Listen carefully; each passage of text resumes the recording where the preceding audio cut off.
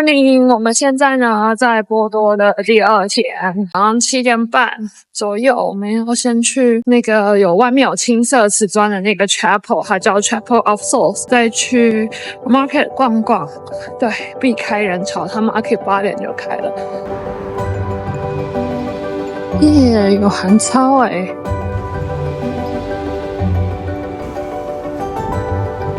就是这间 Chapel。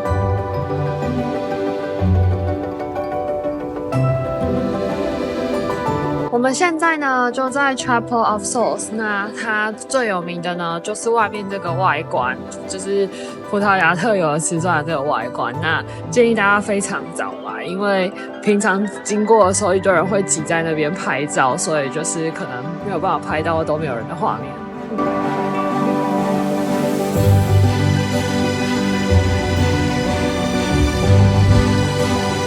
我们现在背后的呢就是 Majestic Cafe 了，那它就是 J.K. 罗琳写哈利波特的地方，那大家都会来这边朝圣，算是变相的一种网美店嘛。开门之后人就会变得非常非常的多，你根本没有办法拍照，因为这条大道是一个 shopping 大道，所以建议大家如果想要拍这个咖啡外观的话呢，早点来。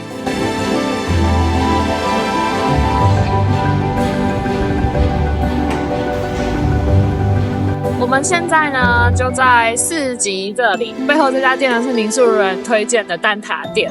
那我们过来这边呢，对面就是这边波多很有名的4级了，就是欧洲的4级，就是大家可以来逛，然后买一些吃的东西，然后一些纪念品，当地的一些手作品之类的，当地农产之类的，所以东西会比较新鲜一点。那 Let's go。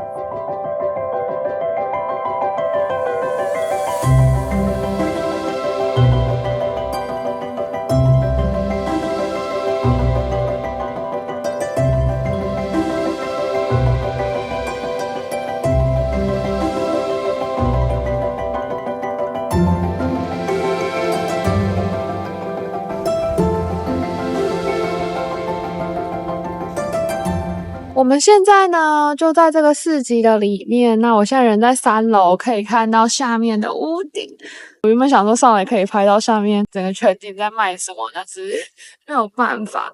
波多跟里斯本一样呢，也是坡一堆，所以所有建筑物都建立在坡上面。就算你爬了阶梯到2楼、3楼，但它每一楼也有自己对应的出口。像我后面这里呢，就是1楼进来的出入口，我对面后面那边呢就是现在3楼的出口，这个呢就是2楼的出口，看到是斜坡下去。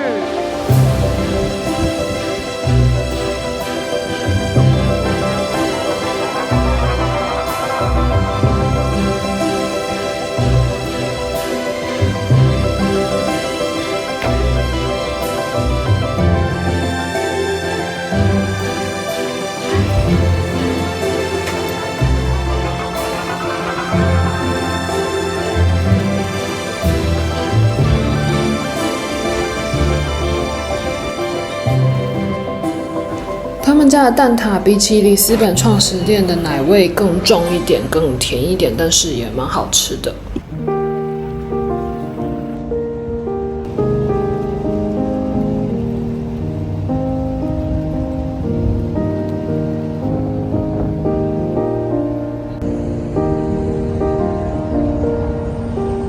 我们现在呢，后面的就是市政厅了。那这条路呢，就是直捣市政厅，感觉是波多这边最大条一条路，然后四周都是精品，所以看起来就有点像就是巴黎的香榭丽舍这样。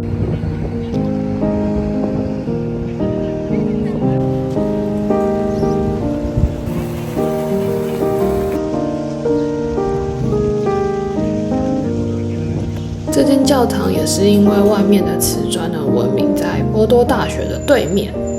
这间就是波多大学，那它的门口有一个很酷的月球装置。那他们附近呢，就是非常非常著名的莱罗书店了。这边是订了票进莱罗书店的人潮，就是一定得在官网事先订票。前面面那座教堂的钟塔呢，有75公尺高，算是波多的地标之一。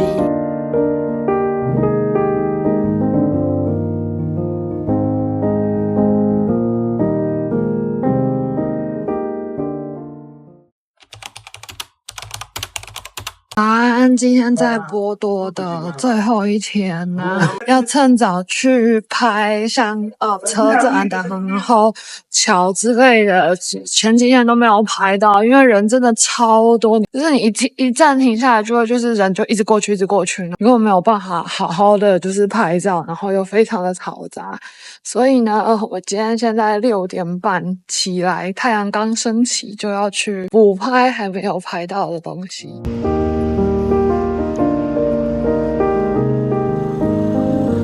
这家呢，就是我们上一集介绍过的葡萄牙小吃湿哒哒三明治的店。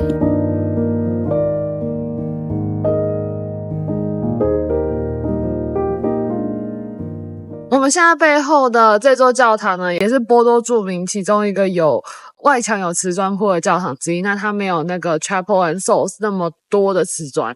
那这座教堂其实是在18世纪早期就建好的，但是它外面的瓷砖呢是1930年才铺上去的。这些在波多著名的蓝白瓷砖 Azulejos 最早可以追溯到15世纪，由摩尔人把这个瓷砖给引进伊比利半岛，被广泛运用在住宅、教堂和公共建筑上面。那在18、19世纪变得特别的流行。蓝白色呢，主要是受到18世纪从中国进口的青花瓷影响。我们现在背后的呢，就是 Porto São Bento 车站。那这个车站呢，据说是波多最漂亮的车站。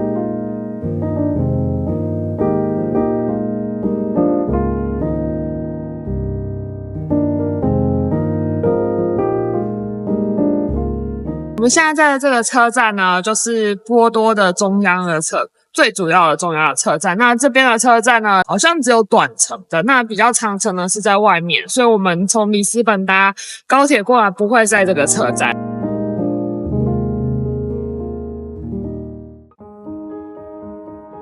我们现在背后的呢，就是这边最著名的那座桥 Louis First Bridge。现在7点半左右，就是刚好可以看到空旷的状态。如果大家再晚一点来的话，就非常非常多人了，基本上是根本没有办法拍照。那我们现在就去走那座桥吧，那边的景色真的超美的。Let's go！这座路易一世大桥呢，是波多的地标。那它的名字由来呢，是为了纪念当时的葡萄牙国王路易一世。这座桥呢，于1881年开始建造，1886年完工，是由比利时的工程师 Théophile Seyrig 设计的。他曾经是埃菲尔铁塔设计师的合伙人。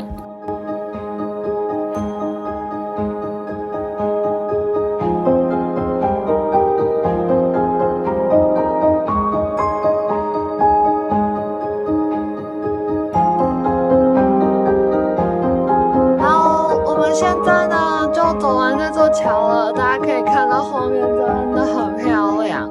这边过去呢，就可以看到所有的酒庄winery 都在那附近。那边的景色也不错，不过不知道为什么今天真的是风超级大。现在这个情况是，就是没有人比较好拍，不然的话再晚一点，大家可能就会这边都是川流不息的人流，所以大家可能没有办法就一直站在这边拍照。我们现在在这个地方呢，就可以看到 Louis First Bridge 的全景。那它其实是2层桥，下面有人看到，也可以有人在走。这边的路呢，它也是一层一层的，跟卢森堡比较像。那如果去过卢森堡的话，他们也都是很多地方都是在峡谷里面，那附近都是那种断崖石的东西，所以就是它都会需要有楼梯走下去。那在找 Google Map 的时候，你可能发现这条路可能可以右转，但是明明就没有路。那它记得到边边往下看，就是还会有路，所以 Google Map 它只能显示平面，所以这一点大家要特别注意一下。这座桥的对面呢，就是这个公园。那这个公园呢，我们第一天到的时候有现场在那边演奏，大家可以看到那边就是有一条的位置，那就有点像是就是电影厅里面的阶梯座位，这样可以看到下方的人在演奏。那这个公园是我们民宿的人也推荐说，大家如果想要来散策的话呢，可以到这个公园走走。他其实推荐了3个公园，那这个公园其实是最接近市区的公园，其他会比较远一点点。那从我们民宿走过来，大概是20到30分钟左右的走路程，但是沿途基本上所有的景点都可以经过，然后拍照，所以过来也不算是太远。后面这个呢是可以爬上去，然后拍整个河谷啊、桥啊之类的景色，很多人都会推荐爬上去拍照。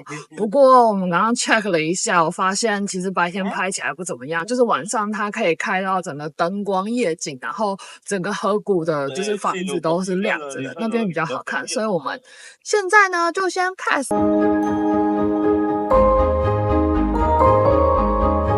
我们现在就在Bolsa Palace 这边，那它这个是一栋19世纪左右建的建筑，那现在它里面是可以进去里面参观的，然后还有餐厅啊，有一些 room， 然后 for private event 这样子。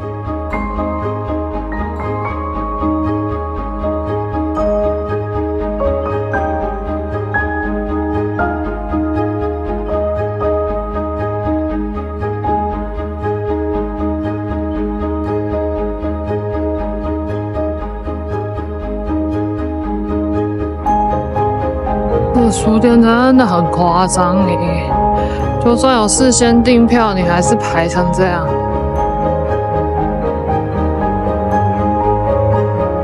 莱罗书店呢，位在波多的市中心，算是全球最古老且最美丽的书店之一。于1906年由莱罗兄弟创立的，那至今已经有超过100年的历史了。那大家看到这个书店里面的样子，大概不难联想到霍格华兹吧？据说 J.K. 罗琳住在波多的这段时间，就常常造访这个书店，所以霍格华兹里面的有些场景设计是参考这个书店的。进到这个书店里面呢，需要事先预约，也需要事先买票。那建议大家提前几天就在网络上预约。那一般的门票呢是8欧，但是不用担心，因为它毕竟是个书店，所以你买了门票是可以抵掉买书的钱。里面有很多的书都有莱罗书店的特别版，所以还蛮值得收藏的。涵盖的语言也蛮多的，像法文啊、英文、意大利文基本上都有。只可惜我好像没有看到中文的书，不过大家可以仔细的翻翻看，然后买一本书回去也是不错的。